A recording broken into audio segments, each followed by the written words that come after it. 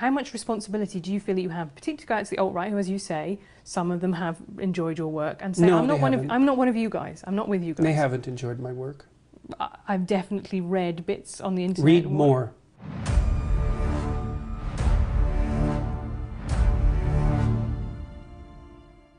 You've sold 2 million copies of 12 Rules for Life. You have 800,000 followers on Twitter, 1.4 million followers on YouTube.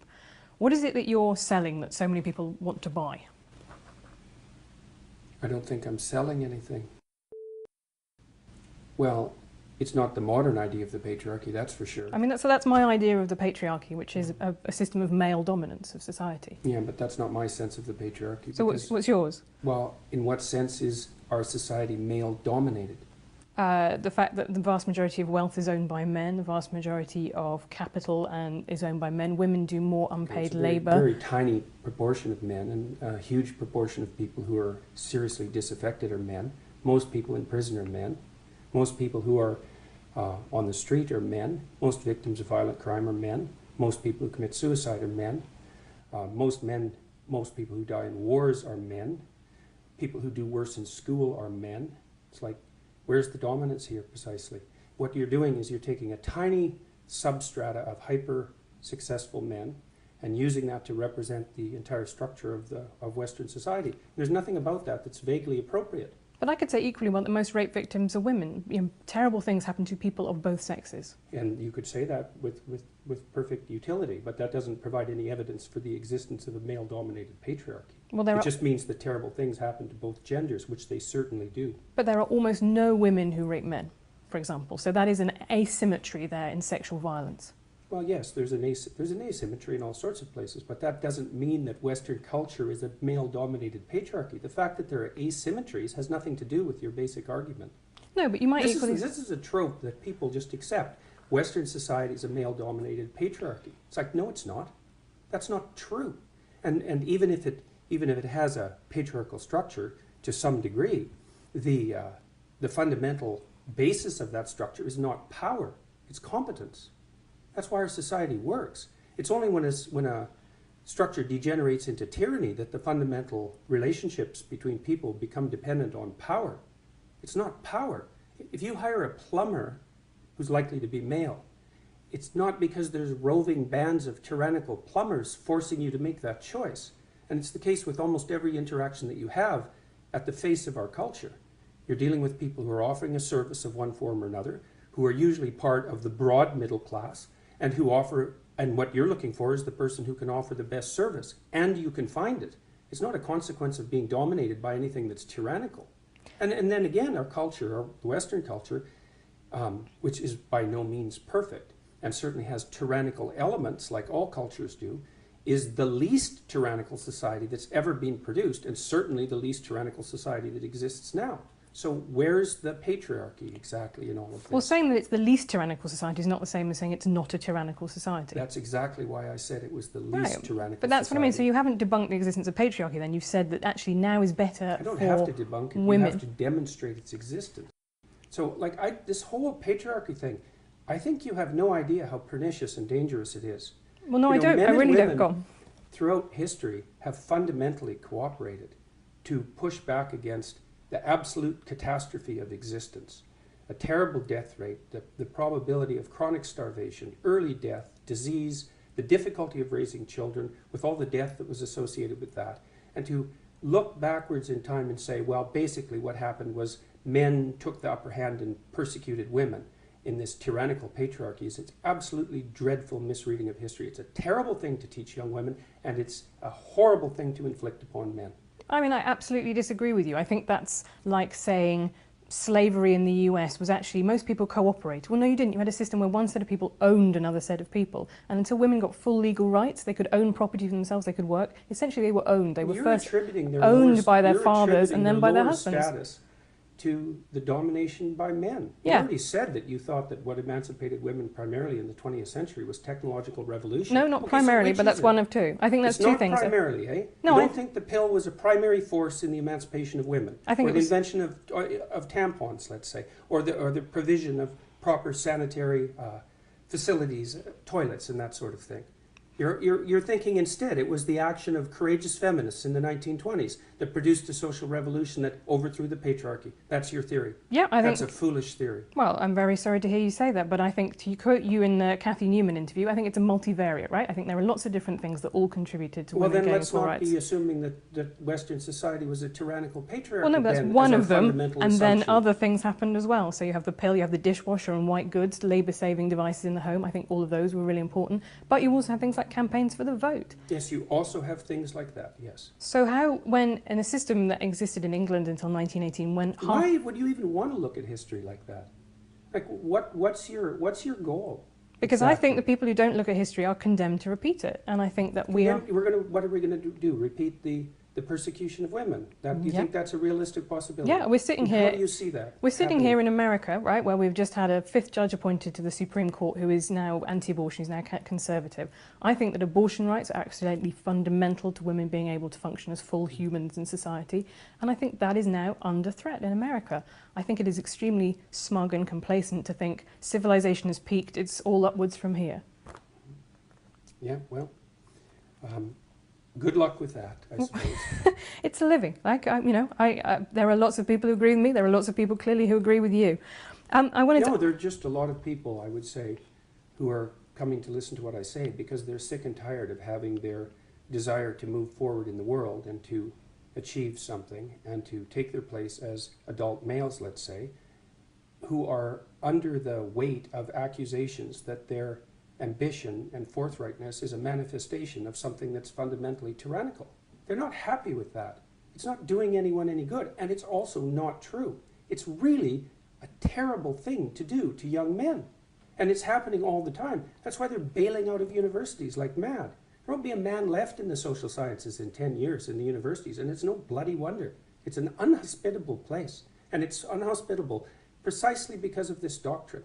It said that throughout history, the fundamental relationship between men and women was one of power, essentially slavery. It's like, fine, believe it if you want. It's not going to do your relationships any good, I can tell you that. So. Okay, well, we'll see how that one goes. I'm currently married, but I'll raise it with him. I think the universities example is a really fascinating one because you talk in the book about the fact that now women are a majority on 2/3 of college courses in the US.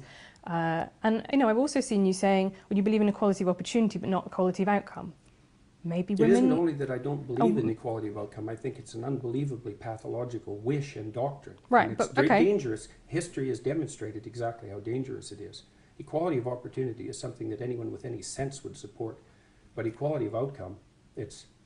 So what's your problem with there not being beyond belief to support equality of outcome? Okay, so what's your problem with there not being enough men in the social sciences? Perhaps women are just cleverer. Perhaps that's why there are more women at university, right? Under your doctrine, I don't think that, but that's I think the logical extension of your doctrine. It isn't the fact that there's an unequal distribution. The problem I have with it is that the reason that men are bailing out is because of the prevalence of the doctrine that you're espousing. That's the problem I have with it. It doesn't matter that much. They will bail out. I don't see any way that the universities are going to redeem themselves in the next decade. So, and maybe that will be fine, but I doubt it. We'll see. That seems extremely pessimistic when the numbers of people going to university just generally are going up. Yeah, well, that's not going to last for very long. Why not? Because it's too expensive, and the universities are doing all sorts of things that aren't acceptable, mostly ratcheting up the price. So, and decreasing the quality of what they're offering and playing into the hands of the people who are ideological acolytes of the identity politics routines and playing postmodern stunts and pushing neo-Marxism and all these things that are characteristic of the social sciences and the humanities primarily. See, this is where I find you fascinating to me because, you talk in these quite apocalyptic terms. I think that, someone who will listen to that and think, wow, there's a really big problem. But what we're really talking about is some irritatingly postmodern professors and some students with blue hair and funny ideas about gender in a handful of courses around America and Western Europe. If that's what we were talking about, no one would have paid attention to me for more than about 15 minutes. So you might see this as some surface manifestation that's irrelevant, but that isn't how most people view it. It's certainly the case, too, that this identity politics battle of ideas was a determining factor in the last American election. If Hillary wouldn't have played identity politics, played cozy with the identity politics types, she would have kept the working class and she would be president now. So these aren't trivial issues by Okay. any stretch of the imagination. It's not just some kids having a decent time while they're being creatively rebellious at university. It's a much deeper problem than that. The doctrines that I'm opposed to are predicated on, well, one assumption they're predicated on, it's probably the primary assumption, is that the best way to view history is as the domination of a tyrannical male patriarchy, and that's true also particularly of the West, which is a doctrine I find absolutely unpalatable and historically absurd, biologically ridiculous, and ungrateful, among other things. Who's ungrateful, sorry, in that? Who is being ungrateful? Look at what you have. Right. You live in the best society that's ever been created. You know, I was reading about some Indonesians. Hang on, do you mean me as a woman or me as a I mean 21st us. century person in the world? I mean us, yeah. I mean, I'm You, incredibly grateful for what I have, but to me the Then how project is of it a politics is... construction of a tyrannical patriarchy? You're grateful for the productions of a tyrannical patriarchy. How does that make sense? Because I think life is good. I think it could be better. That's what being fine. a progressive That's a perfectly means. reasonable proposition. But I guess But that isn't commensurate with your claim that you're the beneficiary of a tyrannical patriarchy. Why not? How can it be good if it's the consequence of a tyrannical patriarchy? Tyranny isn't good, is it? I mean, that's the definition of tyranny. Something that isn't good. And yet it's produced all these things that you're grateful for. Like, doesn't that contradiction bother you? Where did what was good come from? I think I'm benefiting actually from a lot of things that I don't support, that are unearned privileges in my life. I think that's absolutely true. Like your job? Like I have a very good job. I had a loving family. Quit. Well, I don't think that's going to do the world any good, is it? That's a hell of a fine rationalization for your privileged position. Oh well, fair enough. But if You could trade it off with someone who's less privileged. I could. That'd be a start. I could do that, but I don't want to, and I won't, and I don't think Why I should not? be expected to. Why not? Is it okay for you to occupy a position of privilege in the patriarchal tyranny? And if it is it because you're female? Or is it just because it's convenient? Let me tell you my political philosophy. I guess I'm a social democrat. So what I believe is that you should, if you have a good life, you should try and pass that on. I believe in a progressive redistributive tax system, for example. It was once said by Lord Mandelson in British politics, New Labour was okay with people being filthy rich as long as they paid their taxes. Now, I'm kind of less okay with people being filthy rich. But Define filthy rich. Well, I think I would leave that You're probably in the top 1/10 of 1% of people who've ever lived on the planet. That would constitute filthy rich by historical standards. Okay, but I'm not so sure that where I'm is going the to line exactly? be able to help the Neanderthals at this point, really, by giving up some money. But this is my point, is that what I believe is, I believe in a structure in which people who have had a good life and had lots of advantages should pay that back, pay that forwards, which I think is the message that you preach as well, right? You have responsibilities. And if you've had, like us, a lot of advantages in life. Civilization as a tyrannical patriarchy. But it's not purely a tyrannical That's patriarchy, for sure. is it? It's purely not. Right. And that's exactly the issue. But why because would you deal with moral when you describe it as a absolutes anyway? tyrannical patriarchy, then you make a case that it's purely that. And that's exactly what's ungrateful. Why it's is- not purely that at all. Why It is has saying its that something corrupt has elements of this That made the isn't same what's as it being is said. purely that? That isn't what's being said. Merely to define it as a patriarchy implies unidimensionality. And to insist that that's also tyrannical doesn't offer a balanced viewpoint at all. Well, I think that's probably where, your disagreement comes with this, which is because I do not see it in that way. I do not see that as univariate at all. I see it as one Then element why of call many. it a patriarchy? Because it describes an overarching structure. Does it? Yeah. And what if the patriarchy is fundamentally composed of women? Is it still a patriarchy? That would be a matriarchy. Would it? So let's say we take a patriarchal structure, like Yeah. the medical profession, and we fill it primarily with women. Is it then a matriarchal structure? What makes it a patriarchy to begin with? Is it the hierarchical structure? Is it the fact that it's mostly men? Is it the sociological structure? Or is it the fact that it's mostly men? Well, I think that's really interesting because male primary school teachers, for example, only 15% of them are men. And I interviewed some of them for my book. And you know what? They report exactly the same things that women do in male-dominated offices, right? They say, people have conversations that I feel excluded from. I feel stigmatized, like I shouldn't be here. People look at me askance when I say I'm a primary school teacher and I'm a man. They kind of reel back. We all make those implicit associations. So if it is a structure that's dominated by women, then it's also a tyrannical patriarchy. I think in that case, then men have a way of, they should be able to complain about the fact that a very female-dominated office leaves them feeling out too. Yeah, feeling left out too. So how do we get something that isn't a tyrannical patriarchy? If it's composed of women, then it's a tyrannical patriarchy, and if it's composed of men, it's a tyrannical patriarchy. We're kind of out of options. Right, but, well, or you could have an office in which a blend of people of both So if sexes it's work. 50-50, then it's not a tyrannical patriarchy. No, not 50-50. I'm saying that people... 40-60. I'm saying that there is clearly, when it is only 15% of male primary school teachers, they do feel marginalised and excluded. So you think the defining hallmark of a tyrannical social structure is the predominance of one gender, and if that was relatively equalised, then all of a sudden it would be a free and open institution. I don't think that male primary school teachers are being tyrannised. I do think they are being marginalised, and I do think that they feel excluded and stressed by that. So what do you do about that? Well, this is what I mean. I think actually, and I'm surprised you don't agree with me on this, that actually having more male primary school teachers would be a really good thing, because boys need role models, actually, particularly boys who don't have a father figure in their life. That's really important for them, to have a stable adult who shows them what it's like to be a man around the place. Could be, but you shouldn't achieve it as a consequence of preferential hiring.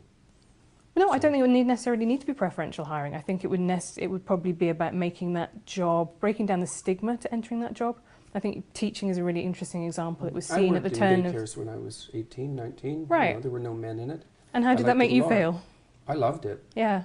You know, the kids, I used to wrestle with the kids, which of course you can't do now because everybody knows that would just be a catastrophe. And I used to draw them pictures of monsters and they'd line up for that. And I liked working with kids quite a lot. And I didn't care whether it was female-dominated. I've been in female-dominated my professions my whole life. Right, I think... I haven't felt marginalised as a consequence.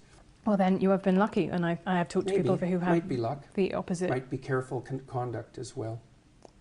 Explain that more to me. Well, why would you assume that it would be luck? Well, if I say that, you know, there is a statistical analysis, and I've talked to a broad range of people, and, you know, you would always expect outliers at either end. Some people have had a really terrible time, some people have had a really brilliant time, yeah, well, everybody else in the middle. One of the things that I've strived to do is not to become resentful. Well, okay, that's very good. I have to say that your Twitter feed does not give me that impression. You come across as somebody who takes criticism very much to heart. Is that true? I don't think you have any grounds for that suggestion. I mean, you've seen my interviews online. If I was someone who took criticism at heart, I'd be in a lot more trouble than I am now. You write in 12 Rules for Life about having had violent impulses that you didn't act on, and I think in Maps of Meaning you sort of elaborate on that. You say you fantasize about stabbing a classmate in the neck, and you say you're very clear about the fact that you've never ever thought that you would take those seriously. But it just does make me think whether or not are you somebody who thrives on anger, who finds anger to be something that they need in their life, that they find motivates them to do the things that they need to do. Those are two different questions. Okay, you can answer them both. One is whether I thrive on it, and the answer to that is most certainly not. So I actually don't like conflict. It's then how have you ended up doing this as a job, which is arguing with people, right? Just because no, that's not my job. It's not to argue with people. Okay. So my job is to not do things that I don't think I should do. Right, and my government made the mistake of assuming that compelled speech was acceptable as long as it was motivated by hypothetical compassion. And that's not happened for me. So I made that point. It wasn't because I wanted to or because I enjoyed it. I don't really like conflict. I'm actually a rather agreeable person, which is partly why I'm a clinician. And so I find the constant conflict exhausting. But that's not the issue. You're not morally obligated. You're morally obligated to do things other than that which you like. So now I really do enjoy the lecture series that I'm doing. And the reason for that is that it's not political in its essence. I'm trying to do everything I can to bring people who are trying to develop a vision for their life together and to encourage them to act more responsibly, but not in a finger-wagging sort of way, but because I've come to understand that the meaning that sustains you in life is mostly to be found through responsibility. And through the voluntary adoption of responsibility, you're very likely to find your fundamental strength. And I think that that's clinically unassailable observation. And that's all very good, and I'm very pleased to be doing it. And it seems to be having a salutary effect as far as I can tell. And but it's not because I thrive on anger. I mean, you were at my show, what, two on days Thursday ago? night, yeah. How much anger was there in that? Well, I thought it was fascinating because it was in Long Island. We drove to it and we went past a Lamborghini dealership, a Porsche dealership. You know, this is not a poor area. The audience was, I would say, very, as I was surprised how many women there. It was pretty mixed. It was overwhelmingly white. And I thought you talked you know, you said at the end, this is more incoherent than I normally am. You ranged across quite a range of subjects from, you know, status in monkeys to perception. But the things that the crowd clapped and they applauded where you went, oh, you can't say that, that's a microaggression. Or multiculturalism is is a scourge that is sweeping Canada. And what I got was a strong sense... No, that has swept Canada. Okay. Well, what I got was a very strong sense of people whose lives... I never said that it was a scourge that swept Canada either. I wouldn't have said that. Okay, well, I will go back and check your exact wording of what you said, but you definitely... I'm not in favour of it as a fundamental doctrine. Right, okay. But I don't think it's a scourge. So I wonder if you and I mean the same thing when we talk about multiculturalism, because you have a First Nations room in your house, right? You have a lot of First Nations stuff. How is the coexistence I'm the honorary member of a First Nations family, as a matter of fact. Which is wonderful. I have a First Nations artist when I went to Canada last year. But that, to me, is the essence of Canadian multiculturalism, living that culture being preserved and living alongside the Anglophone culture that, in some senses, supplanted it. How is that not multiculturalism? Well, multiculturalism is the idea that the cultures can all be put together in a single place with no overarching structure or undergirding structures. Like, that's not the case. How can that possibly be the case? That defines the situation in the world, and the world is full of war. So how can that possibly work? If you're going to bring people together and they're going to exist together in harmony, they have to be playing a game that everyone plays, that everyone knows the rules for. It can't be 10 different sets of rules for different people. That isn't going to work. So it's absolutely naive to believe. How, if that worked, the world wouldn't be full of war. Well, before we had, multiculturalism, we still did have war. In fact, war is, as Steven Pinker, I'm sure you read what Steven Pinker says, this is the least violent time in human history. So yes, something that's a consequence of the patriarchal tyranny. Well, if you think that the patriarchy's been eroded over the last 100 years, maybe that's what it's down to. Maybe you could give some credit to it for that. I actually didn't say that the patriarchy had been eroded. Well, because you don't believe it exists in the first place. Fair enough. But my definition of multiculturalism is citizenship-based, right? So you can be both Canadian and First Nations. You can be both Quebecois and also Canadian. But that means that everybody in the multicultural milieu is one thing and another. Right. But they're all one thing and another. Yeah. Yeah, well, our Prime Minister said, well, there is no Canadian identity. It's like, well, okay, what is it that unites us? Well, nothing. We all protect our cultures. It's like, well, that leads to war. Okay, it doesn't only lead to war, obviously, but unless you have people operating within a shared framework of perception and value, they can't cooperate and compete peacefully. I don't understand how that's even a disputable topic. That's how you organize people. Okay, I think if that's what he said, that's what Trudeau said, that is a dumb thing for the Prime Minister of Canada to say when you are Prime Minister of Canada. You might say that. Would agree much more with what Barack Obama said when he said, I'm trying not to make a red States America or blue States America or white America, black America. I'm trying to make a United States America. That to me is... Yes, the Democrats are very good at that. Well, they played identity politics for the last 20 years. All they've done is inflame tribal tendencies, as far as I can tell. So he can say that, but it isn't obvious that it's the case. And it's not obvious to me at all that one of the consequences of Barack Obama's presidency was a reduction in racial tension in the United States. No, I wouldn't agree with that either. I think a lot of people found having a black college-educated professor very alarming and threatening to their idea of themselves as the dominant group. To stop them from voting for him twice. No, that is very true, but again... It's fundamentally true, right? It's really the crucial issue at hand here. No, but he built a big coalition of white, well-educated liberals and people of colour. I mean, that is the Democrat electoral... Well, how do you explain the rise of racial tension in the United States, then? Well, I think it's caused by a lot of things, not least of one of which is the Republican Party inflaming it. You talk about the left playing identity politics. I think the right play identity politics all the time. The right doesn't dominate the universities. No, but it dominates... But Donald Trump is president, so realistically... Donald Trump is hardly a typical Republican. No, I would say that he accomplished... In fact, for most of his life, if I remember correctly, he was a Democrat. Right, I don't think he has any so political... So we're not going to blame Donald Trump on the right wing. Okay, but I'm going to say the rest of the Republican Party are also quite happy to play, I would say, white identity politics. They did not dump him as their candidate when he said, Mexicans, they're not sending us their best people here, they're rapists, right? The whole idea of the United States, it said, I think a beautiful thing, all men are created equal, but it meant men, and it meant specifically white men. Women and black people could not vote. The US was founded on identity politics. This is not some new concept that has come along in the last 20 years. The United States wasn't founded on identity politics. Yes, it was. That's absolutely absurd proposition.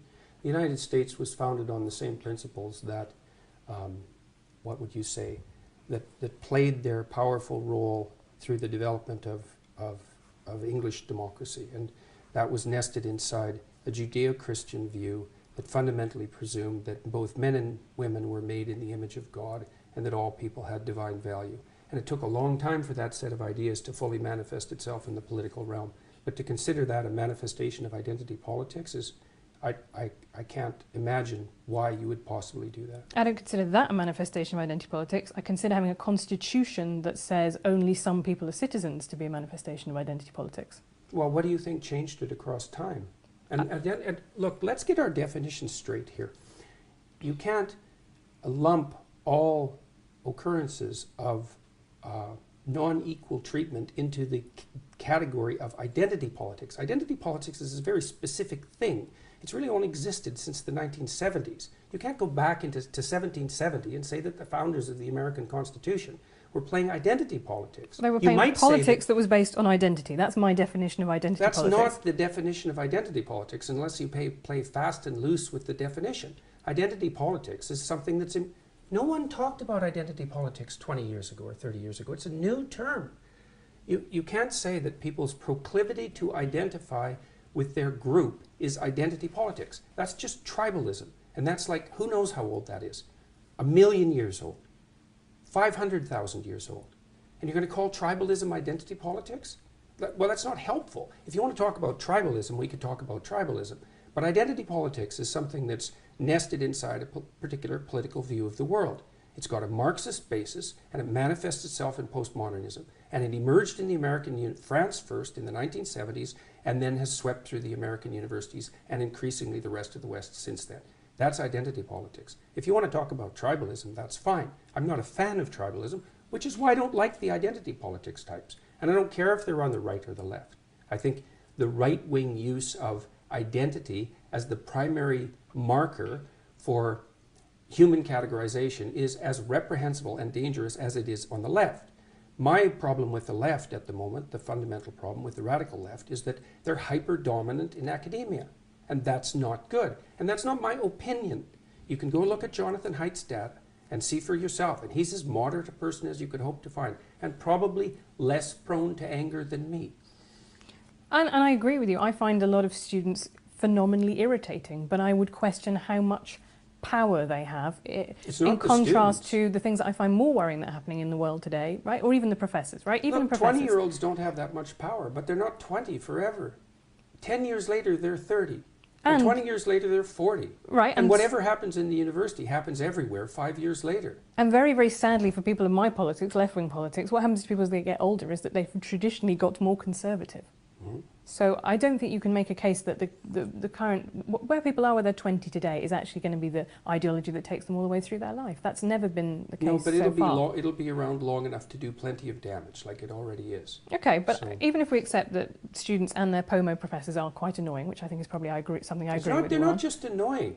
Like, they're destroying the universities, and that's not a good thing. And they're particularly destroying the social sciences and the humanities. The sciences are safe so far, but not for long, because the scientists in particular are terrible at politics, and the left-wing activists are great at politics. And so they'll win eventually. The National Science Foundation is already introducing diversity requirements for hiring in mathematics in universities. It's like, good luck with that. That's not going to work. There are hardly any mathematical geniuses. If you start putting all sorts of arbitrary restrictions on their hiring, you're just going to end up not finding the ones that there are. So, besides, I don't think that's true, actually, because if you say there are very few mathematical geniuses. What do you know about it? Well, next year I'm going to be a fellow at Oxford University, so I spend time talking to academics. I've talked to a lot of academics for my book. I do agree with you, there is an illiberal strain that is sweeping through a lot of universities. I don't think it's an existential threat, and I certainly don't think it is, to me, the biggest issue in world politics today. It's the one that I would choose personally. What do you think is the biggest issue? I think that the rise of strongmen, authoritarians around the world is very worrying, and that's one of the reasons that I find the subtitle of your book fascinating, because it's called An Antidote to Chaos. Why isn't it an antidote to order, which you also say in its excessive manifestations is bad? I've said that Well, you can't write a book about everything. No, but you've specifically chosen Antidote to Chaos. So Yeah, but why I is also chaos have the big... 300 lectures online, and I talk plenty about the pathology of order in those lectures.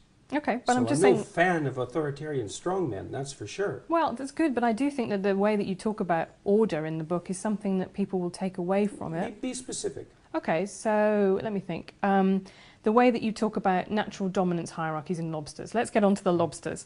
Because I think that the thing that people take away from that is male lobsters compete for female lobsters, and that says something about society now, that men need to be dominant in society. Because if lobsters do it, then there is something that we can read about humans from that too. There's nothing in that chapter at all that suggests that the way that men should succeed in human hierarchies is a consequence of the exercise of power. There's not one line in that entire book that claims that, because it's not what I believe. Most human hierarchies, as I already pointed out, are hierarchies of competence, not power. Okay, so that's why we don't live in a patriarchal tyranny. And so if you want to be a successful man, then you should be competent, and that will move you up the hierarchy, and that will make you attractive, and for good reason, unless you want an incompetent mate, which is possible and happens, but isn't something that I would recommend. People will sometimes choose an incompetent mate because they're intimidated by competence, and so they'll settle for someone who they don't respect because they feel that they can master them and they won't be intimidated. But it's not a recipe for a happy life, I can tell you that. So there isn't a line in that chapter that talks about power as the proper means of conducting yourself in life. There's not a line in the book, and there's nothing in anything I've ever said that suggests that. Okay, no, but it's really important because people have read this chapter and they make exactly the argument that you make, and it's a misapprehension. So it's a misapprehension of the book. Okay, but if so many people are getting the same misapprehension, could it be possible... There aren't so many people that are getting it. There's 2 million people that have bought the book, and there's a very small handful of people who have a particular ideological perspective who enjoy developing that perspective because it indicates just what sort of reprehensible individual I am. But it has absolutely nothing to do with what I wrote or what I've said or what I believe. I don't believe that our fundamental hierarchies are based on power. I don't believe that the way that you move up our hierarchies is as a consequence of manifesting power. It's competence. Okay. My big problem with the lobsters is that it's scientifically bollocks, right? It's just, you cannot read across from lobsters and what they do to what humans do. Of course you can. That's why serotonin works on lobsters. But it works in 2 different ways. So serotonin makes lobsters more aggressive, it makes humans less aggressive, right? That's what happens. No, that's not right. Serotonin makes human beings more dominant but less aggressive. And the only reason it makes them more dominant is because they're less irritable and they're less defensively aggressive. So it's not bollocks.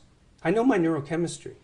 So if you're going to play neurochemistry, let's go and do it. Okay, well you say antidepressants work on lobsters. Yes, they do. They make a lobster that's been defeated in a fight more likely to fight again. That's not the same mechanism that happens in humans. Yes, because lobsters don't get depressed as the way that humans are. I think you're anthropomorphizing into a ridiculous degree. These are creatures that urinate out of their faces. I think that the fundamental issue among knowledgeable animal behaviorists is that anthropomorphization with animals is generally the appropriate tactic unless you have reason to doubt it, which is because there's continuity between us and animals rather than discontinuity. And the idea that the anthropomorphization of animals is inappropriate is something derived from 1950s behaviorism.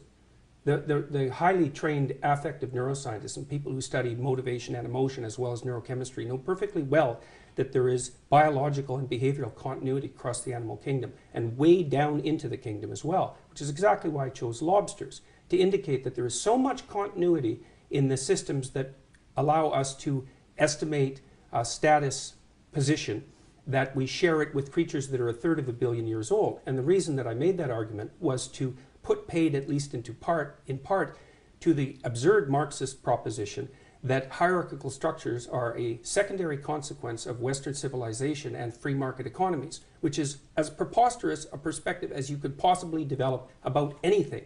Hierarchies are 1/3 of a billion years old. You can't blame them on the West or men or capitalism. And we're wired for hierarchical perception in ways that you can hardly possibly imagine. Even our ability to rank order a set of objects seems to be tightly linked to our ability to assess the relative status of people in our social milieus. So, and the biochemistry is very, very similar. And the reason we know that is because most of the drugs that are used on people are first tested on animals. Now, it's not often animals as primitive as lobsters, but it is plenty. So a lot of what we know about neurological structure, for example, is a consequence of studying the flatworm, which is a much more primitive organism than the lobster. Continuity is the rule. Okay, so what can we learn from killer whales that live in matriarchal pods, often led by a grandmother, someone who's been through a menopause? Why isn't that an example that you've picked to talk about in the book? It's because lobsters say the thing that ideologically you want to talk about, which is your belief that there is a kind of Marxist ideology sweeping. How do lobsters say that? The point that I was making with lobsters, I just said what it was. That hierarchies have been around for a very long time. But who genuinely, really, today is arguing, apart from maybe 3 mad Marxist academics, that there is no such thing as hierarchy? Hierarchies They're not arguing exist. that there's no such thing as hierarchy. Or there should be no such thing as hierarchies.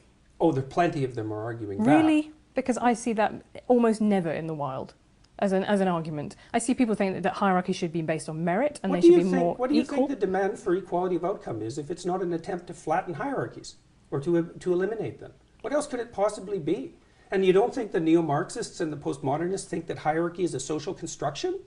Like, you're not talking about the same people that I know, right. That's for sure. Everything's a social construction for the social constructionists, including hierarchies. But I just don't think that is a very widely held view in the world. It might be among liberal arts universities. 20% of social scientists identify as Marxist. Where's that statistic from?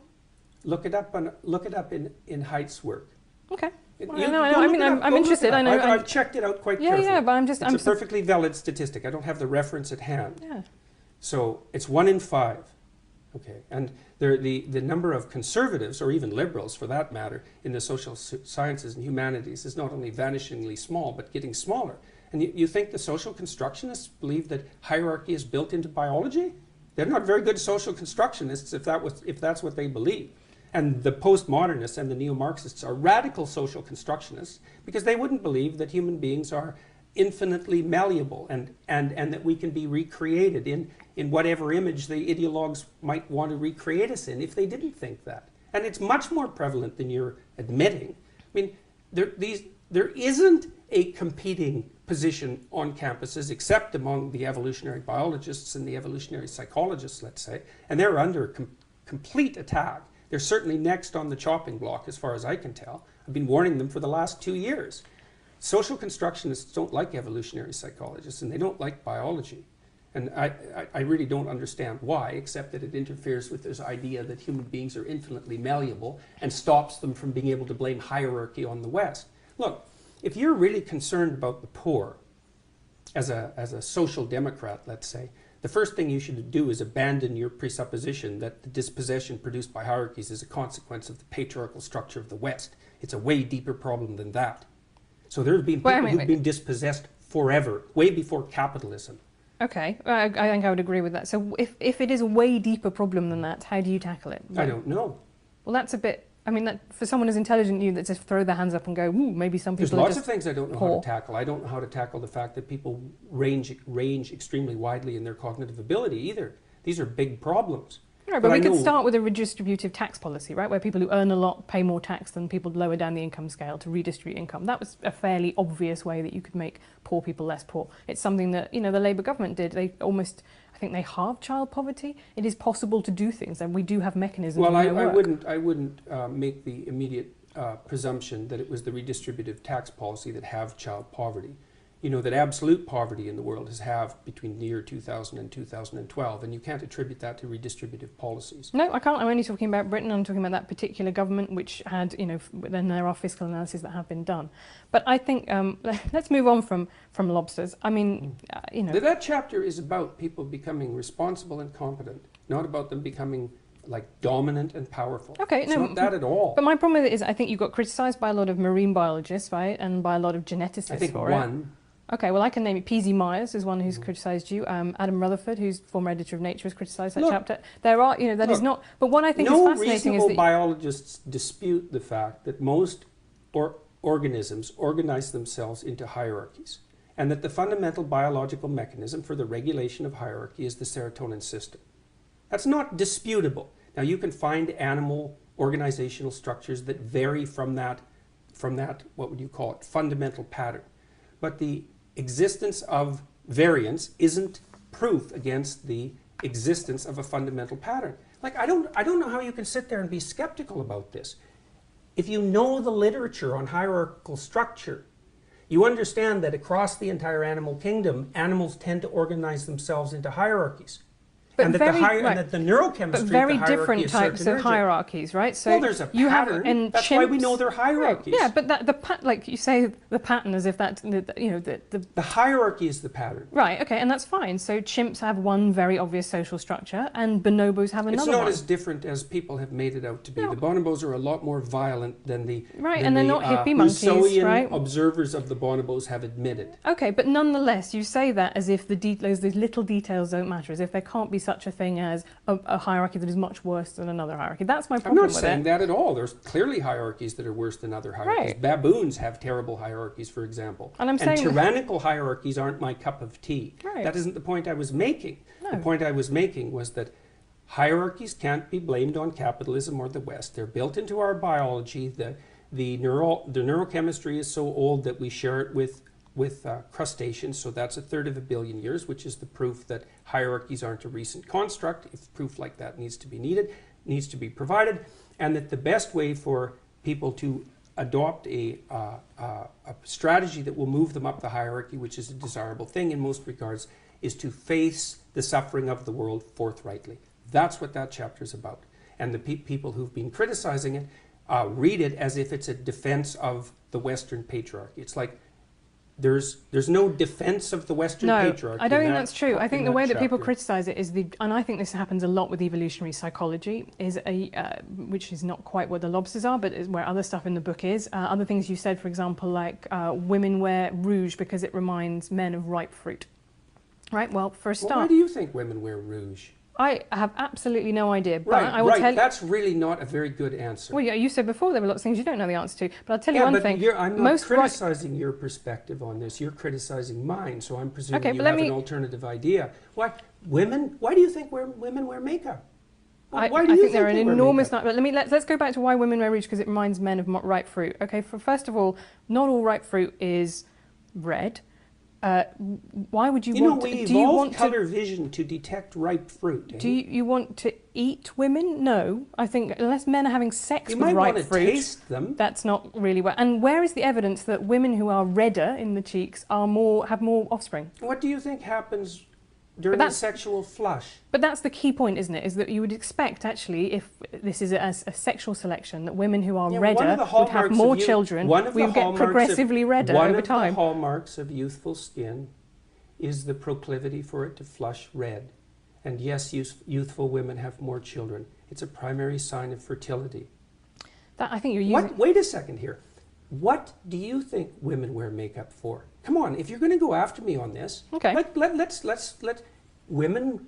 People say, well, women wear makeup to feel better about themselves. It's not a very deep analysis. Why makeup? Why facial makeup? I'll tell you why I wear makeup, which is to stop the comments that I would get if I didn't wear makeup. And my gender, I always say my gender is low maintenance, right? I don't feel particularly like a woman inside. I don't really know what that would mean. But what I try and do is try and look, in the same way that you get black women who talk about the problem with natural hair, is it's seen as unprofessional, right? And as a woman, if you don't wear makeup, that is seen as a political choice. That is seen as something that, you are... So you wear makeup to protect yourself from what? From tyrannical judgment. Men? No, but and tyrannical women as well, I would say. I think women very harshly judge each other's appearance, and there are very good reasons for that. It's probably because they've learned that from oppressive men. No, I don't think so. Why do you think it is, then? I think that women are encouraged to be seen as being in competition with each other. Encouraged? You don't think that there's anything about that that's natural, eh? Well, I would be reluctant to get into that, because I think you could talk about intrasexual competition. I think that's a very big deal among the social sciences and evolutionary science. It's not my particular competence. But yeah, my conception of the patriarchy is not that men are beastly to women. It is that there is a structure in which women participate too that overall privileges and benefits men in order to control female reproduction. And I think those are two very different things. You write in 12 Rules that you skipped a grade in school and you were small for your age. Do you think that shaped your personality and your experiences of life? Well, it did to some degree. Made it difficult for me to participate in sports. So I didn't really do anything that was fundamentally athletic till I was in graduate school. So my parents are guilty about that because they felt that it wasn't good for me, but I'm not unhappy about it. I got through school faster. I wasn't a fan of school, and the faster I got through it, the better. I think it might have encouraged me to do two other things, which was I probably hung around with rougher kids that I might have otherwise, partly as a compensation, I suppose, for being smart and academically able and also small. So I probably exaggerated my roughness, I suppose, and it made me more capable of verbally defending myself. But other than that, I don't think it had much of an effect. I think I pretty much left all of that behind. That's very good. Also, the other thing I was really interested to read was that you married your teenage sweetheart. Mm-hmm. Yeah, well, I met her when I was 8. So we've known each other for 50 years, yeah. So this is, I think, really fascinating. So I read that and I thought that was quite moving. And then I was reading the bit about, you know, the animal kingdom, and the bit for you take away from the lobster section is that, you know, what happens if you're top lobster is that you get to impregnate all the females. That's as being evolutionarily successful as a lobster, right? Mm-hmm. That's proclivity towards polygamy, which is one of the things that pulls on human society. Right, and you're now the pretty big lobster.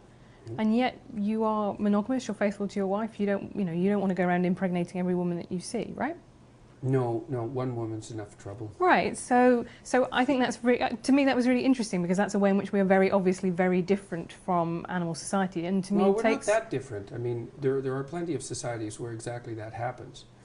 Right, but you've been able to overcome that biological urge, right? And so in the sense that maybe there are other biological urges, such as men's propensity towards violence, that might also be overcome. Well, it's not self-evident that you want it to be overcome. I mean, you don't know what goes along with it. You know, I mean, obviously, first of all, defining violence isn't that straightforward. How about use of force in self-defense? Does that constitute violence? I think to me that's a separate category of violence. I think well, self-defense. But it's not that easy to distinguish them. Like if you're, what you want to do with a child who's aggressive is socialize them so that they become sophisticated in their manifestation of their aggression.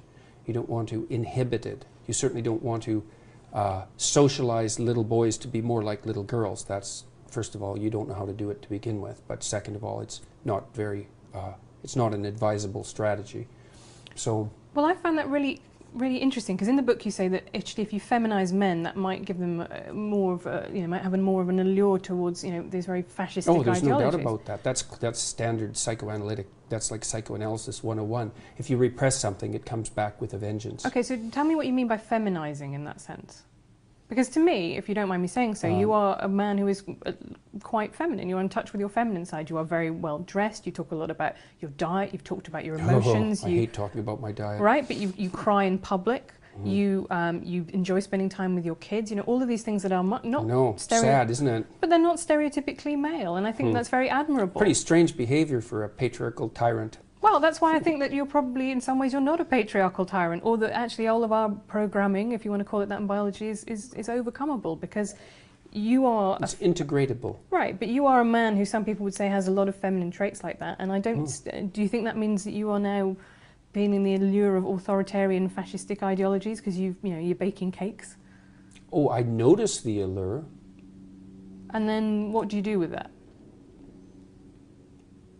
Work to live such that there's no temptation in that, which is also what I recommend to everyone else. Right. If you see any temptation in that, then you should straighten yourself up real quick. So, and that's what I've done for decades. So of course you have to see the allure in that. If you don't see the allure in it, you're a fool, just like if you don't see the allure in the radical leftist ideas. I mean, if you didn't understand the allure, you couldn't understand the ideas. They're dangerously alluring. It'd be lovely if there was a strong man who could solve all our problems, and those who deserved it got exactly what was coming to them. It's not something that I would recommend as a wish. So, but that doesn't mean you want to be blind to its attraction. You want to see what the dark parts of you are attracted to. It helps you keep an eye on where things can go if they go badly sideways. So, I don't think it has anything to do, though, with my what would you say, more classically feminine interests. Not as far as I can tell. I mean, I have all sorts of classically masculine interests too, so Right, and seems to be reasonably well balanced. right. So you talk then about we shouldn't socialise little boys like little girls, but actually, you know, I have lots of stereotypes. I'm interested in politics, which is overwhelmingly male-dominated. You have lots of classically feminine interests. Why? You know, what is the problem here with people having personalities that are a mixture? There's no problem with that at all. The problem is when it's dictated by fiat. Well, I mean, who's fiat? How about the education system? So in schools, you think, you know, that there is... Well, I outlined, I can't remember the psychologist's name at the moment, but he was quite influential in the 1980s, who recommended as a control for male violence that boys be socialized more like little girls. And I don't think that that's a particularly unpopular viewpoint. So on the de-emphasis on competition, for example, in games, the increase in the rise of competitive games where scores aren't kept, that sort of thing, is all a manifestation of that kind of theory as far as I'm concerned. The idea that there's something intrinsically wrong with competition. It's a very foolish idea, especially if you want to motivate relatively aggressive boys, because they're competitive. Well, competition, that's not good. Someone has to lose. It's like, well, you're not going to get very far looking at the world that way, I'm afraid. You know, maybe you want to generate a plethora of games so that everybody has a shot at winning. That's a good idea, but you certainly don't want to devalue the notion of winning. If you're doing something necessary, you should reward people who are particularly good at it. It's part of the definition of it being necessary. So, and you don't want to control aggression any more than you want to control sex. You want to integrate it.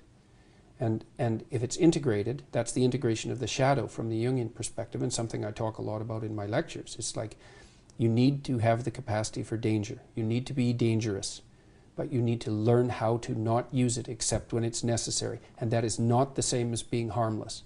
Harmless, that's a terrible virtue. It's like a rabbit.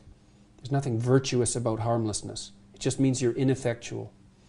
Yeah, I think I would agree. Well, I think there are some people who through their harmlessness become iconic and they become symbols. I think the Gandhi and the principle of non-violence. He's not harmless. He just transcended his deep violence. That is a completely different thing. Okay. Without that capacity, there would have been no way he would have had the strength of character that he had. He was an integrated person, not a harmless person. Okay. That's a very, very different thing. Did you have different ambitions for your daughter and for your son? Some of them were different. I encouraged my daughter in her desire to be a mother, which is not something I did with my son. Did you encourage him in his desire to be a father? Absolutely. Right. So you encourage both of them to be a parent.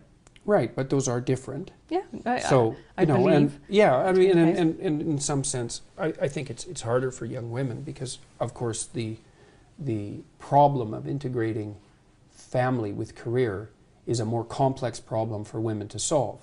So, and I spent a lot of time talking to her about how she might solve that. I wouldn't say that we came up with anything that was spectacularly original or successful, but I at least let her know that whatever pathway she chose was fine with me as long as she was being honest with herself about what it was that she wanted. But also that, I'm not a fan of the idea that the most fundamental orientation that a person is likely to have in their life is career. I don't believe that's true for most people. I certainly don't believe it's true for most women. And I think the evidence supports that claim quite straightforwardly. So, however, it is the only thing that you get paid for under capitalism. Right? Man, live.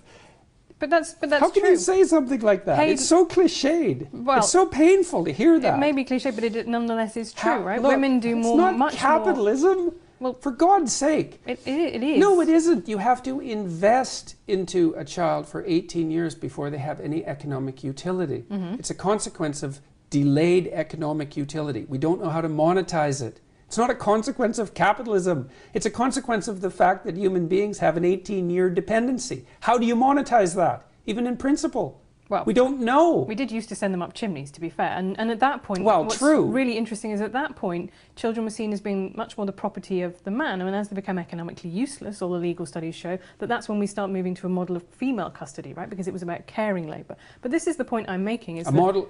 Look, I'll tell you, there are plenty of men who are not very happy about the model of female custody. And that would, include the... 85% of men who are essentially denied 50-50 custody when they divorce and have young children. So I wouldn't think that one of our major problems, or at least a major unidimensional problem, is the proclivity of men to foist off the custody of their children onto women.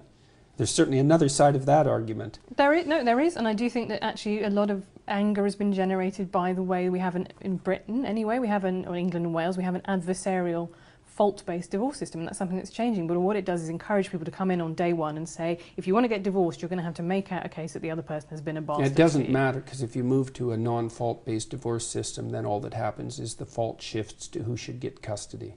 So it doesn't remove the acrimony by any stretch of the imagination. It just shifts it to custody of the children. That's what's happened in Canada. Right, and in Britain we actually talk about access rather than custody, because the idea is not that you own the children, it's that you actually want to be able to see the children and spend time with them, and I think that's really important. But fault-based divorce is something that increases the chances of couples having a bad divorce, right? That's the problem, is it sets people against each other from the start. They have to go into court and contest that the other person has done something wrong, which is not a great base on which to start then an argument about what you're going to settle. You think people should be encouraged to divorce even if no one's done anything wrong? No, I think that having to prove that in a court of law is not something that is going to lead you to a better arbitration about settling money and settling, access to children. I think that's the point. You have a ridiculous situation where couples who say, well, actually, we've just grown apart, nonetheless, unless they want to wait 5 years or 2 years for separation, they have to go in and plead unreasonable behaviour to get a divorce and start splitting up their assets. That's the joy of no-fault divorce, is that you don't have to make those contested cases. You can simply say, our marriage is no longer working, and part ways without going into all of that acrimony. That seems quite sensible to me. It also seems quite naive to me. Well, I've seen very few non-acrimonious divorces. They're very hard on kids. So I don't think anything that makes them easier is a very good idea. It might be good in the short term, but it's not good in the long term. Unless you don't think that marriage is a useful institution. And if you think that it's part of the patriarchal tyranny, then you might think that as well. But it's a very useful institution, mostly for kids. So I agree that I'm married. Modern marriage has a lot to recommend it. I do also think it is a patriarchal institution. It is literally... Of course you think that, because you think virtually everything that occurs in our society is a patriarchal institution. And it's easy to think that, because then you only have to think one thing. You have a one-thing answer for everything. You could let me... It's part of the patriarchal institution. I don't think you're obeying the rule that says maybe treat people as if they have something worth hearing, so... I'm not making a case for the patriarchal tyranny. And I don't think you are either. I think that you're making a case that's like a universally cliched case for the patriarchal tyranny. I don't see too much of you reflected in your articles at all. Why do women change their names on marriage traditionally? I don't know exactly. Why do you think they do? Because it was to symbolise the transfer of their ownership from one family to another family. That's why in The Handmaid's Tale you have off Warren, off Glenn. Oh God, Margaret Atwood. Well, she was just about devoured by the feminists last year, so that was something interesting to observe. I think she made a very good point. She wasn't devoured by all feminists. I'm a feminist. I thought what she said about due process in cases like that is perfectly reasonable. Mm-hmm. Well, many people didn't. No, but then, guess what? This is on the internet. You can find someone who disagrees with pretty much anything. Mm-hmm. But so why do you think women change their names when they get married traditionally? If it's not about transfer of property ownership traditionally? I don't know if I have an opinion about that. The specific reasons for that, I'd have to look into it for a fair amount of time before I decided it, but I certainly wouldn't boil it down to a unidimensional argument about the ownership of women by men. So, okay. I mean, the part of the problem too is with this sort of discussion is that and this is why I consider it a manifestation of ideological possession. It's predictable.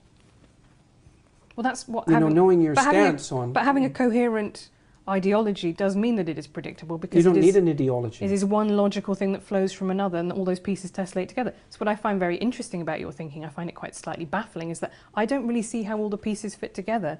You say that you're not, you believe in God, but there's a lot of emphasis about going back to... No, I actually say I act as if God exists. Right. But which is actually my definition of belief. Okay, but that then doesn't, to me, tessellate very obviously with your insistence that we know actually it's just about pure science, and there's not a, because I can... What insistence that it's just about pure science? Well, I wrote Maps of Meaning. There's no insistence in that it's just about pure science. Okay, but you make appeals to science. What I mean is, different. You make appeals to science all the time. You say, well, this is what the literature says. And the trouble with God is that ultimately you can't say this is what the literature says. There is no literature. Which is why I don't say anything about the scientific status of God, apart from what can be experienced maybe under certain conditions of what would you call chemical-induced mysticism, which seems to be something that you can say something scientifically about. But I see that there's two different realms, right? There's a realm of values and a realm of facts. And in the realm of facts, science reigns supreme. But it doesn't in the realm of values. You have to look elsewhere. That was what the humanities were for, before they got, what would you say, hijacked by ideologues. And, you know, the idea that something should be consistent. You were talking about the necessity for consistency in ideology. It's like, I'm not hearing what you think. I'm hearing how you're able to represent the ideology you were taught. And it's not that interesting because I don't know anything about you. I could replace you with someone else who thinks the same way. And that means you're not here. That's what it means. It's not pleasant. So you're not integrating the specifics of your personal experience with what you've been taught to synthesize something that's genuine and surprising and engaging in a narrative sense as a consequence. And that's the pathology of ideological possession. It's not good. And it's not good that I know where you stand on things. Once I know a few things, it's like, why have a conversation? I already know where you stand on things. I bet you don't know where I stand on all things. I would hope that was true.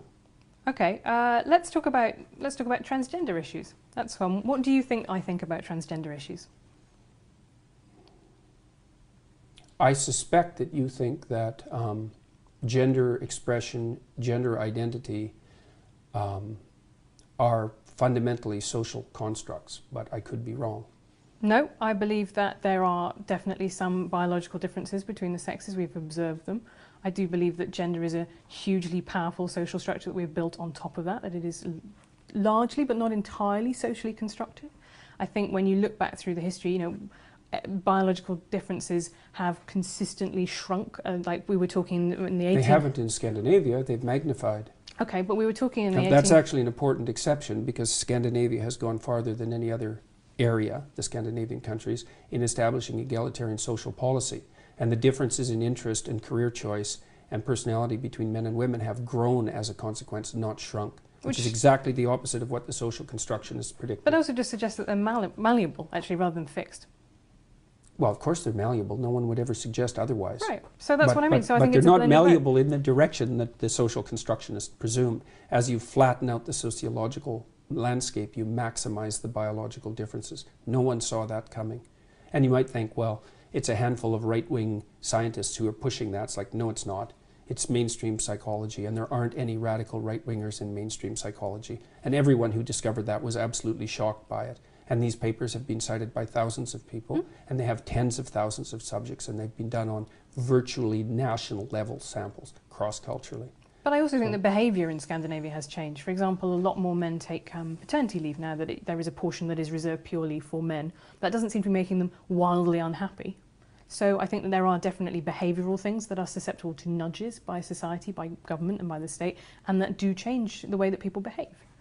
Yeah, that seems so we can kind plausible. Of meet in the middle on that one. We know that people can be educated and that we can develop as a consequence of learning. That's certainly not a disputable proposition. And I also believe that there is no evidence for gender identity in the way that it is used as an idea of a soul. I think that that's the way that it's often used to me. By who? By transgender activists. Yes, well, they talk about having a female soul, and that to me seems strange. I don't see how you can... Something like biological determinism. Right. Which is very...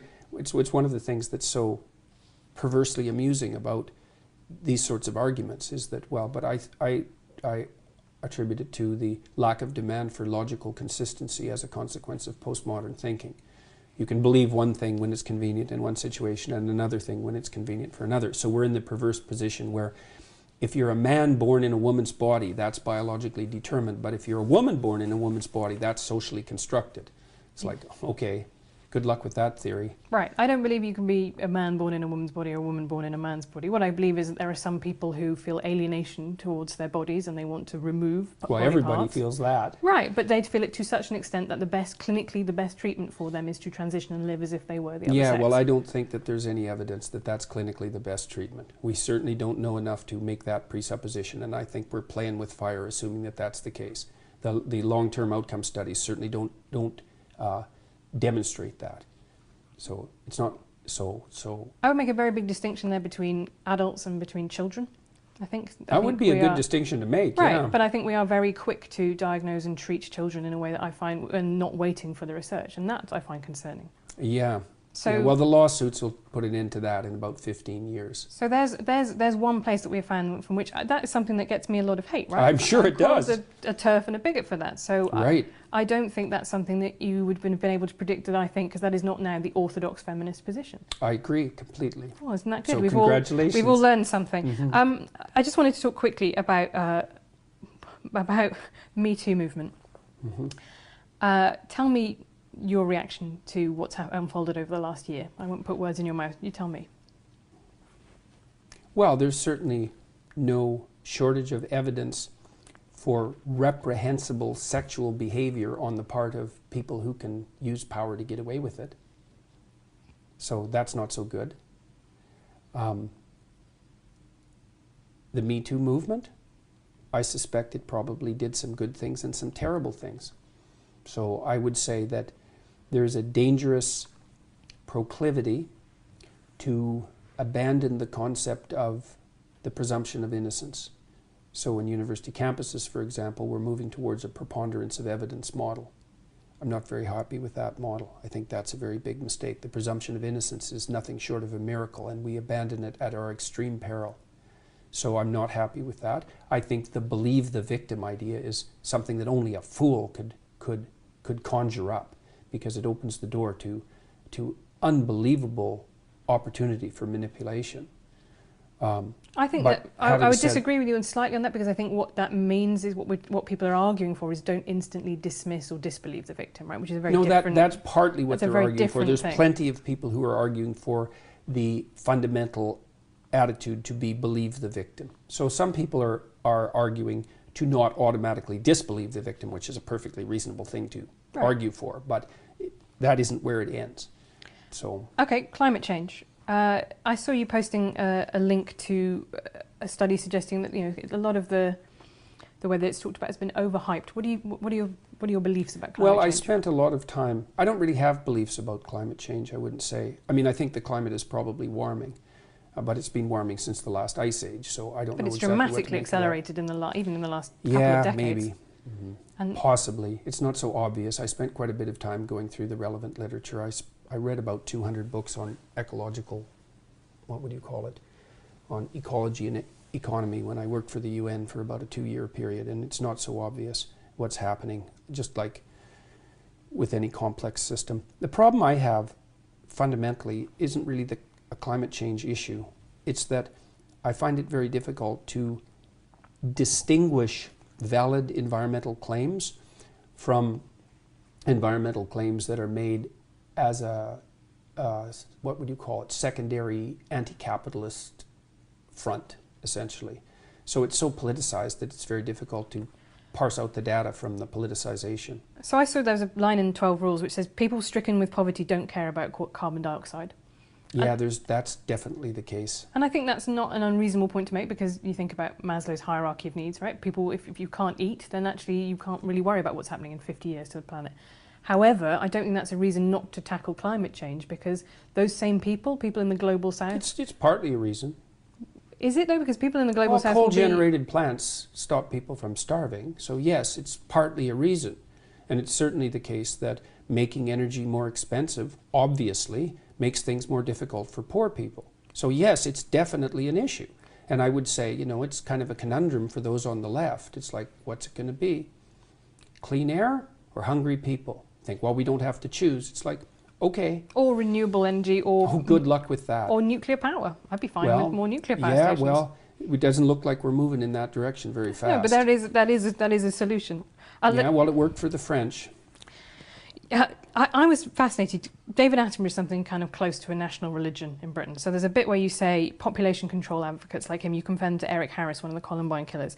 Why then is it virtuous to propose that the planet might be better off if there were fewer people on it? And I found that completely boggling, that you have elided their population control through people not being born and the mass slaughter of people who are already alive. It's the motivation that I question. Right. Tell me more about that. Well, what kind of statement is the planet would be better off with fewer people on it? First of all, there's an easy solution to that. You could leave. Unfortunately, much the best efforts of Elon Musk, that is not yet an option permanently. Or do you mean no, that committing isn't suicide? what I mean. That's what I meant, yes. If you're very concerned about your carbon footprint, there's a very fast solution to that. So, and I think it's disingenuous to, well, it's the other people, or maybe it's the people who haven't been born yet. It's like, this is also the problem I have with much of the environmentalist movement, is there's a powerful stream of anti-human sentiment that motivates it, and masquerading under the guise of virtue on a planetary scale. It's like, could be. I mean, it's not like we're not fouling our own nest, you know. But that's why I'm fascinated by where you come from, is because the book, you know, is so much about things being in balance and harmony, right? And order and chaos outweigh each other. Well, what overpopulation has done is got to the same. Who says we have overpopulation? Well, I think that it's very difficult to see under the current model of fossil fuel-based capitalism. Sorry to use that word. I know it upsets you. But that is what you until we've run out, when we run out of fossil fuels. Yeah, that's not going to happen. Well, it will happen. Yeah. Because there is people have been saying that's going to happen for 50 years, and now the United States is a net exporter of fossil fuel. Right. And so no one saw that coming, did they? But it happened. And you're right, that might be the case, but at the moment I would say that, you know, China is putting up new coal-fired power stations, you know, by the bucket load. Yeah. It is entirely possible that the stuff that the developed nations did, that now developing nations did, you know, and now doing to make themselves richer. They'll get concerned about clean air when they get richer. That's what the data indicate. Once you get GDP up to about $5,000 per year, people start to become concerned with environmental issues. So if we make people rich fast enough, I don't think so. It'll happen too late for some things. It looks like we're going to top out at about 9 billion. I think we can handle that. I think probably one of the problems that'll beset us in 100 years, assuming there are even creatures like us around in 100 years, is that there'll be too few people, not too many. You know, the projections top out at about 9 billion. It's only 2 billion more than we have now. There's every reason to assume that we can cope with that, especially given the rapid decreases in poverty around the world at the moment. There's a bit of a bottleneck. There'll probably be some more extinction. What we're doing to the oceans by overfishing doesn't seem very smart, but we've only been aware of our role as planetary stewards since 1960, I would say, and we're not doing too bad for people who just woke up to the fact that we're actually a planetary force. And I don't think that we're overpopulated. I think all the arguments that all the people who made those arguments in the 1960s, like Paul Ehrlich, I think he wrote The Population Bomb, predicted mass starvation by the year 2000. He was absolutely and completely wrong. No, we've been very lucky with things like golden rice, for example, and genetic engineering of crops. I think that's... Yeah, it's not luck. No, it is. I agree. There, you know, human ingenuity is a huge part of that, definitely. Right. Well, and more people, you know, more ingenuity. You know, and Bjorn Lomborg, who I really admire, this skeptical environmentalist, who's actually gone a very long ways to trying to figure out what we could do at a planetary level that would actually be useful and productive. His research has indicated the best possible investment isn't carbon tax, it isn't cessation of utilization of carbon-based fuel. It's probably investment in early infant care around the world, especially in developing countries. Seems right to me. He's done the analysis very carefully. One more area that you've talked about that's caused controversy is gay parenting. You said the devil is in the detail and you want to see more studies on that. What do you think might be the adverse effects of having same-sex parents? Well, I don't think we know what modeling is optimal for children. That's really the issue. I mean, I suspect that 2 parents are better than 1. Suspect. Right, I don't know. 1 parent is definitely worse than 2. We know that. But we don't know what exposure to role models, say, is necessary for the continuity of maternal behavior or for the adoption of functional gender roles. We don't know any of that. And so that's the variable, obviously. You know, no one knows what the consequence of being raised with 2 people of the same sex is. Maybe none. But so there doesn't seem to be any evidence so far. That's all the literature review suggests that there were a couple that showed problems, but they were in coupledoms that had already broken down, right? So there is no evidence. Maybe there will be some found, but at the moment there is no evidence that there is any problem with having gay parents. I never said there was. Somebody asked me, I believe it was a question like, if there was a problem, what would it be? It's something like that. No, I mean, you can make a very strong conservative case for gay marriage, I think. I mean, not that I would necessarily be motivated to make a conservative argument. David Cameron, our former Prime Minister, said, I support gay marriage because I'm a conservative. Yes, right. So, you know, it's obviously homosexuality it's been around forever. So what's the appropriate social response to that? Well, conceivably, bringing as many people as possible into something approximating the same game. I think you could make a reasonable case for that. What's the consequence of that for children in those families? I don't know. I mean, what I would say is, well, the obvious risk is that there's no one of the opposite sex around. I mean, it doesn't take it doesn't take the perception of genius to come up with the observation that that might be a problem. Now, maybe it's not. And my suspicions are there's probably far more relevant problems with regards to what happens to children that isn't good than that. Right. So this is a way in which, you know, that is now a conservative position to hold. I think it's 20 years ago that would have been anathema to mainstream conservatives. Well, people were concerned with the deterioration of marriage and believed that any additional transformations would further weaken it. And I think that that's not an unreasonable position given how weak it's become. And I don't think that that's been good for people overall. Okay, let's talk about free speech to finish on. You write in your book about Nietzsche, who became the Nazis' favourite intellectual, and you also talk about a professor... Only through his sister's mistranslations of his work. Right, but you talk a little bit as well about another professor whose ideas you thought led inevitably to kind of Maoism, and you said, I don't know how he can't be more worried about where his ideas lead. Do you worry about where where your work might be taken and used by other people? I saw you posing with... I worry about that all the time. With a Pepe flag. Oh, I can't believe you brought that up. Right, but I just think it's... Seriously, I can't believe you brought that up. You should go online. Yeah, I do. There's a... Believe me, I do. There's a video called, I think it's called, Is Jordan Peterson a Darling of the Alt-Right? Have you watched the video of the person who put up that Pepe flag with me? He's online. But go watch it. I have seen... You wouldn't, I would say... And why are you concerned about Pepe anyways? Jesus, he disappeared like 3 years ago. It is... And most of that was trolling by young guys who were trying to drag the media into idiot accusations like the idea that this was a white supremacist gesture, which I was asked about on CBC. It's like, no, it wasn't. It was Fortran trolls playing the media for fools, which worked. And much of the Pepe thing was that as well. Okay, but the problem with people ironically pretending to be Nazis on the internet... They weren't pretending to be Nazis. But no, this is a separate phenomenon, and the 4chan definitely do ironically pretend to be all of the worst things they can possibly be, is that some people take that very seriously. There was a case in America recently of a guy who stabbed his father because he had thought that his father was a Democrat. He was writing stuff for a conservative website. He'd got very into the Pizzagate conspiracy theory. He's probably paranoid. Right, so there are people who take this stuff very, very seriously, and they latch onto it. What's your point? I'm saying that, you know, how much responsibility do you feel that you have, particularly guys the alt-right, who, as you say, some of them have enjoyed your work, and say, I'm not one of you guys. I'm not with you guys. They haven't enjoyed my work. I've definitely read bits on the internet. Read more. Okay. Find some evidence. I'm extraordinarily sick and tired of this particular accusation / line of questioning.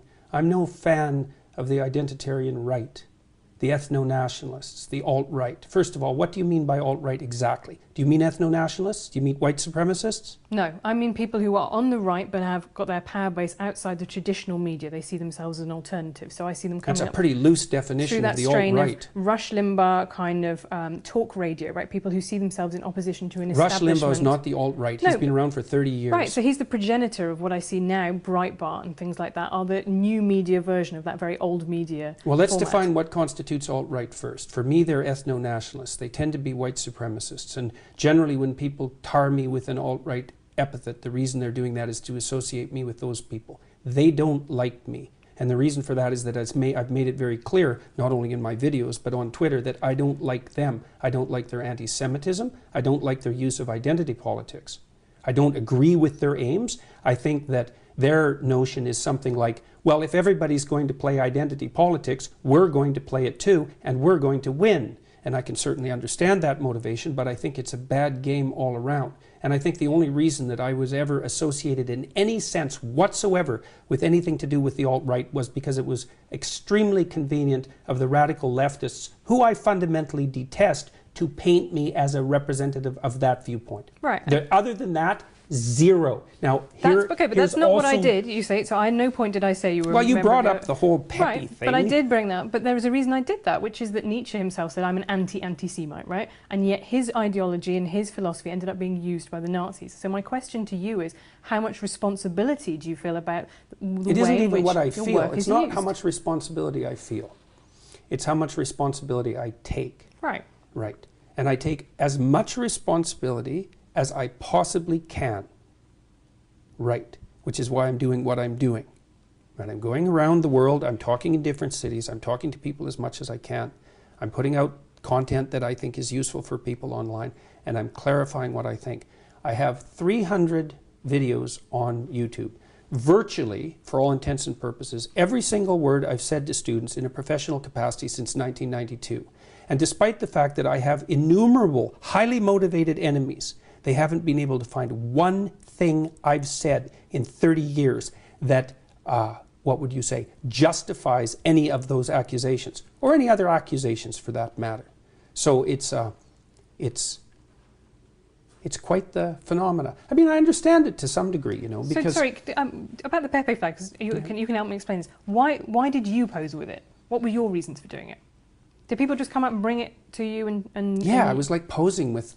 I've probably been photographed with, I don't know, 5,000 people in the last 2 years. And, you know, it's one after the other, often in groups of 100, 150 or 200 people. And it's like 15 seconds. Right. And they brought this flag. One of them had spoken at the event. They were doing it ironically. They unfurled the flag and we took a picture, and that was that. Would you have posed ironically with a hammer and sickle flag?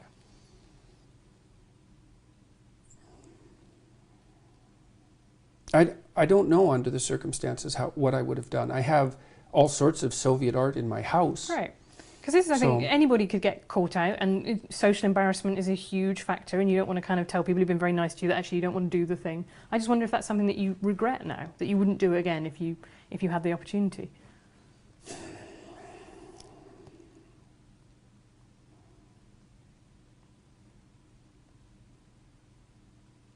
Well, I don't think it did me any good.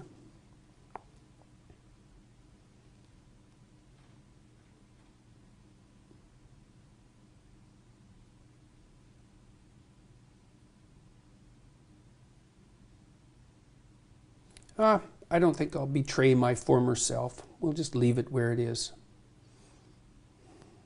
I made the decision that I made under the circumstances and took what was there into consideration. I think that the peppy formulators did a wonderful job of trolling the standard media. I don't think that they were what everyone presumed them to be. I think they did a wonderful job of trolling you as well, in a sense, right? Recruiting you and your image and your appeal to people to their kind of cause, which is ironic. I don't really think so. But is not actually. Underneath it all, I don't find it very ironic, actually. What don't you find ironic? That a lot of the kind of 4chan culture, which is saying, I'm just going to say the worst possible thing that I can say just to prove that I can say it because free speech is still alive. I think that in itself is quite poisonous to the discourse. I think I try and conduct myself online in a relatively civilized manner. I do not always succeed, but I do not think just going into a room and screaming epithets is something that I need to do on a daily basis to prove that free speech isn't dead, right? I think we could probably agree that that's a reasonable a rare note of consensus. But I have to come back to the free speech idea, because I think that whole idea of the intellectual dark web, and this came up a couple of times at your event on Thursday, is predicated on the idea that you have been marginalised for your opinions or oppressed for your opinions. It's not predicated on my claim of that. Right. It's predicated on... Well, I don't know. I'm not claiming I've been marginalised. I would never use that word, first of all. That's for sure. So, but the idea of a dark... I don't feel oppressed. Good. I'm pleased to hear it. But I do think that the way that you got the cheers from that crowd was very much about, there was an idea of taboo breaking, right? That oh, this is a microaggression, but I'm going to say it anyway, that, you know, hard work is the way to succeed. And I thought that was fascinating, because to me you don't look like somebody who has particularly suffered an outrageous amount for your opinions. People have certainly disagreed. They've been rude. They've in some cases. The only reason I haven't suffered an outrageous amount for my opinions is because I've handled the consequence of their utterance exceptionally well. My job was at risk. My career was at risk. My family stability was at risk. So I wouldn't push that one too far. In what way was your job at risk? Jesus. Last year, 200 of my fellow faculty members signed a petition to get me fired. That was only one of a dozen things that happened. The university wrote me 2 letters, 2 cease and desist letters from their HR departments with their legal staff. 3 of those and you're done.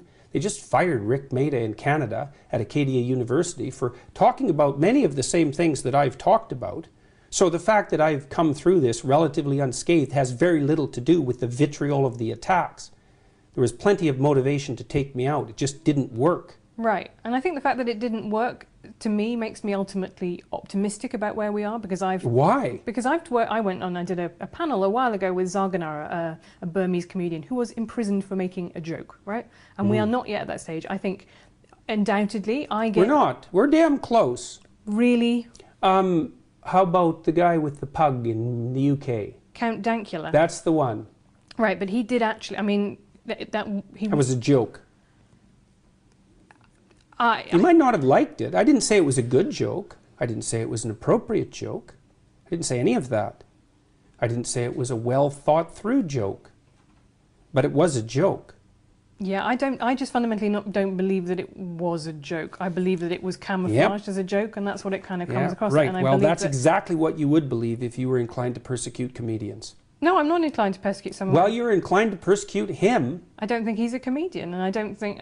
I would have to go and look at the circumstances of that case, but I think... He didn't like his girlfriend's pug and thought he would teach it to do something reprehensible as a joke. Right, but I see you getting involved, say, tweeting Douglas Murray's article about Tommy Robinson, and I think you see that as a free speech issue, and that's not how I see Tommy Robinson's case at all. I see that as contempt of court, someone who endangered a grooming trial. How do you see that case? I see it as very fortunate that Tommy Robinson didn't die in prison.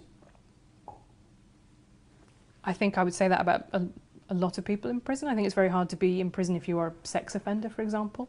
I think our British prisons are less inhumane than American prisons, but they're still brutal places to be.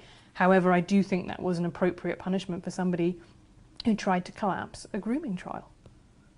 Well, but are you? I guess are you a prison abolitionist? No. Oh, right, okay. So you do believe that some people, there are offences for which people need to go to prison? Why would you ask me a question like that? Well, Do I look like someone who isn't interested in meting out appropriate punishment? No, but I just thought maybe I've made an assumption about you. And I didn't want to make an assumption about you. I'm just going to end with a quick fire round. So I know that this is YouTube, so we have been able to talk for a really long time, but I just want quick answers from you. Who is your favourite author? Dostoevsky. Who's your favourite female author?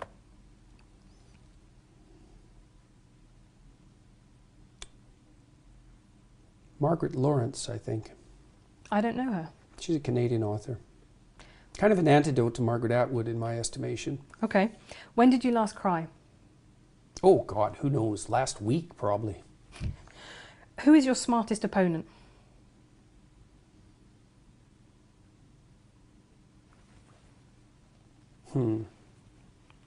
Sam Harris is pretty smart. Because you've had debates about atheism with him and about rationality. And yeah, I don't really regard him exactly as an opponent. You know, I mean, we disagree on things. I don't really tend to think of people as opponents, generally. I mean, but Harris is smart. He's good at making his case, and so that's been interesting. What big question don't you know the answer to?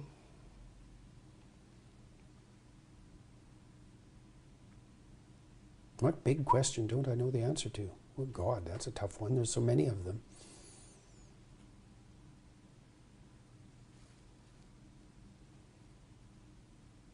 Well, personally, it's what I should do in 2 years.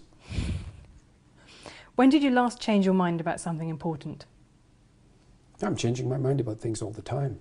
Every time I do a lecture, I change my mind about something. But something important, something big. Oh, well, I can tell you. I mean, one thing I've learned in the last 2 years is that I think I overestimated. There's an obesity epidemic in North America, perhaps throughout the Western world.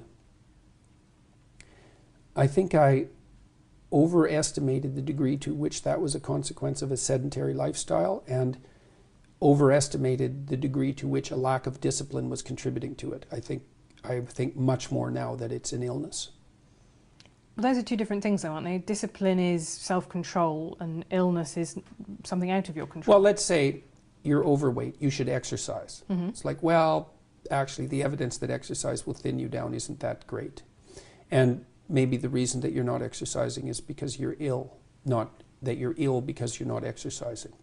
So I have a lot more sympathy for the hypothesis that the obesity epidemic is actually a consequence of an illness, of a broad scale. Illness isn't exactly right. It's a dietary problem, fundamentally. And there are deep causes for that. Are you still eating your all-beef diet?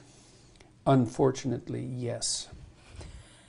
Really just beef? Not? Can you have, like, ketchup on it? Nothing. Right. Yes, it isn't something I would lightly recommend. It's a little hard on your social life. It makes traveling quite difficult, and it's dull as hell. But what has it done for you? Well, I lost 50 pounds in 7 months. I stopped snoring.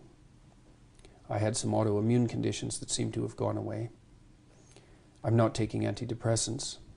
My mood isn't perfectly regulated, but I'm under a fair bit of stress, so that might have something to do with it. I sleep much less. I can work more. Imagine your arteries might not be in great shape. I don't think there's any evidence that I don't think we have any idea what causes arteriosclerosis. I think all of the dietary knowledge we have is rubbish. And partly because it's unbelievably difficult to do proper dietary studies. You can't do controlled studies. It's all correlational, and there's so many variables. I think the correlational studies are useless. So also this all-meat diet, this all-beef diet has apparently cured my daughter.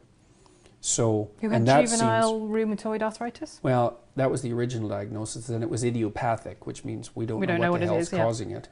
Yeah, but she's completely symptom-free.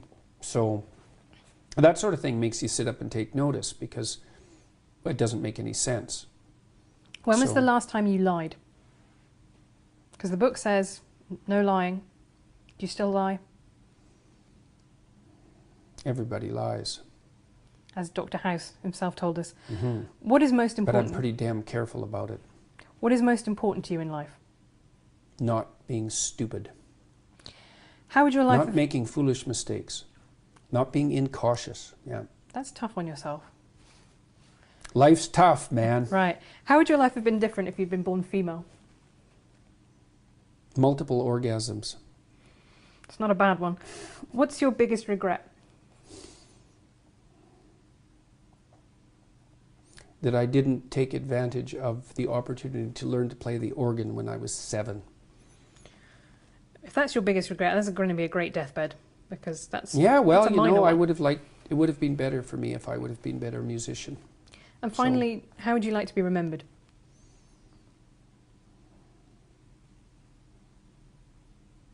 As someone honest.